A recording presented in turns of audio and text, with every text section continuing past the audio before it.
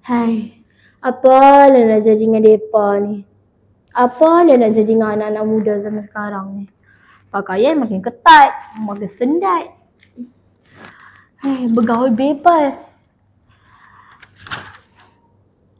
Tak tahulah nak cakap apa.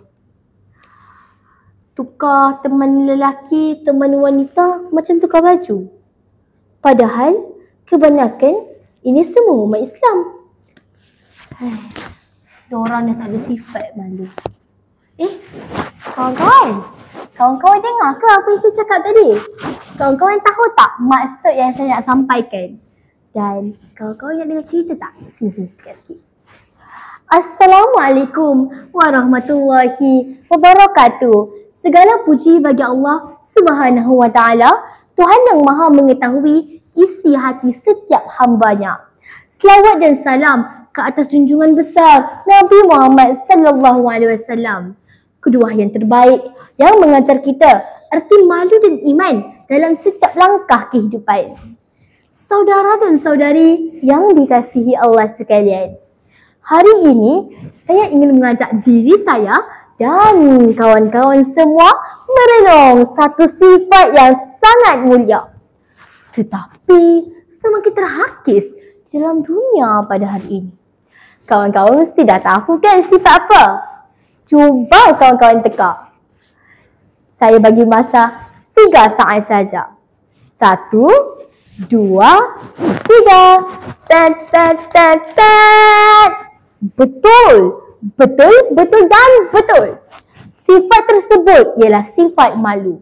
Rasulullah sallallahu alaihi wasallam bersabda yang bermaksud sesungguhnya setiap agama mempunyai akhlak dan akhlak agama Islam ialah malu. Hadis riwayat Ibnu Majah.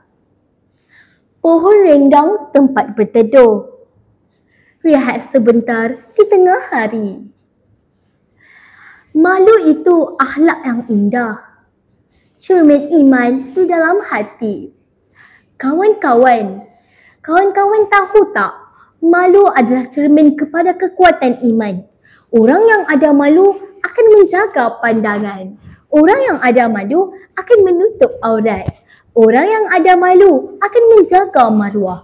Yang paling penting, orang yang ada malu tidak akan sanggup berbuat dosa, walaupun dari siapa yang melihatnya. Kerana apa?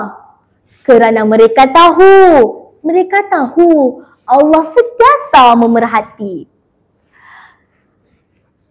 Firman Allah yang bermaksud, katakanlah kepada orang lelaki yang beriman agar mereka menundukkan pandangan, menjaga kemaluannya yang begitu penting bagi mereka dan suci bagi mereka. Surah An-Nur ayat 30. Tetapi kawan-kawan, pada hari ini sudah ramai anak-anak muda yang hilang rasa malu. Hilang malu membuka aurat. Hilang malu bergaul bebas. Hilang malu mencuri, berbohong dan mempersendakan agama. Bahkan ada yang bangga mempamerkan dosa di depan umum di media sosial. Sedarkah kita apabila hilang rasa malu, maka runtuhlah pintu terakhir iman. Rasulullah sallallahu alaihi wasallam pernah bersabda yang bermaksud, apabila kamu tidak lagi berasa malu, maka buatlah apa sahaja yang kamu mahu. Hadis riwayat Al-Bukhari. Bukan kerana perbuatan itu dibenarkan, tetapi ketika malu hilang, tiada lagi yang mampu menghalang seseorang daripada terus melakukan maksiat dan kerosakan. Kita ambil contoh sahabat Nabi Khalifah yang ketiga. Saya rasa kawan-kawan semua tahu kan? Ya, betul dan benar sekali. Sayyidina Uthman. Kawan-kawan nak dengar satu kisah, satu peristiwa tak? Sini biar saya ceritakan. Pada suatu hari, Nabi Muhammad sallallahu alaihi wasallam sedang berehat sehingga kain di betisnya terbuka. Dan datanglah ketiga sahabatnya, Sayyidina Abu Bakar, Sayyidina Umar, Sayyidina Uthman, secara bergilir-gilir.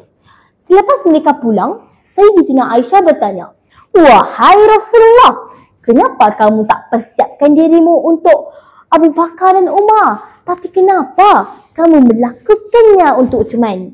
Nabi Muhammad sallallahu alaihi wasallam menjawab, "Jika aku tak merapikan diriku, maka Uthman akan merasa malu dan pulang sebelum menyampaikan hajatnya." Dan Nabi Muhammad berkata lagi, Mengapa aku tidak boleh berasa malu kepada Uthman, sedangkan malaikat pun malu padanya?" Wahai sahabat, wahai kawan yang saya kasihi, hal ini membuktikan bahawasanya sifat malu ini sangat penting dalam kalangan umat Islam. Kawan-kawan, ingatlah, apabila hilang rasa malu, apabila kawan-kawan, ingatlah, bila malu hidup dalam hati, iman akan subur. Tetapi jika malu mati dalam hati, iman akan turut binasa. Mari kita bersama-sama menanam sifat malu dalam diri kita. Malu untuk meninggalkan solat, malu untuk membuka aurat, malu untuk menyakiti orang lain, malu kerana kita hamba Allah, bukan hamba nafsu dunia. Semoga Allah Subhanahu